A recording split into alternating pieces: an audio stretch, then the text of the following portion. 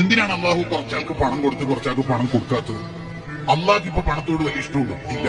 അള്ളാഹിന്റെ ഇഷ്ടത്തിന്റെ അടയാളാണോ ഒരാളുടെ ബിസിനസ്സിൽ ബർക്കത്ത് കിട്ടുന്നത്? അല്ല അല്ല അല്ല.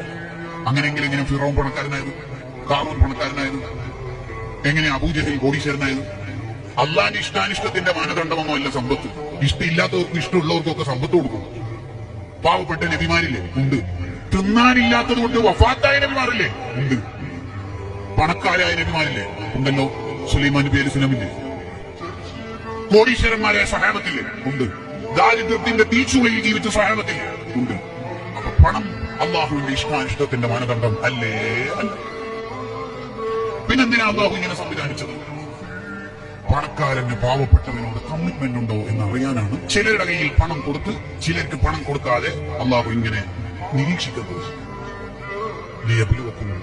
അയ്യക്കും എങ്ങനെയുണ്ട് നിന്റെ പണം കയ്യിലെത്തുമ്പോൾ നിന്റെ മനസ്സും നിന്റെ ജീവിതവും എന്ന് നോക്കാനാണ് അതിനാ അള്ളാഹു സംവിധാനിച്ചത്. സത്യത്തിൽ നമ്മുടെ ഒക്കെ കയ്യിലുള്ള പണം നമ്മുടെ പണമാണെങ്കിൽ നമ്മൾ മരിച്ചു കഴിഞ്ഞിട്ട് പിന്നെ ആരോ ഒരു കറാമത്ത് മൈജീതത്വം കൊണ്ട് നമ്മൾ വീണ്ടും എഴുന്നേൽപ്പിച്ചു. ഈ മരിച്ചതിന് ശേഷം അനന്തര സ്വത്ത് ഓഹരി വെച്ച പണം നമ്മുടെ വീട്ടിലേക്ക് അധികാരത്തിലേക്ക് തിരിച്ചു വരുമോ? ഇല്ല. അപ്പൊ മനസ്സിലായി നമ്മളെല്ലാം പോയി.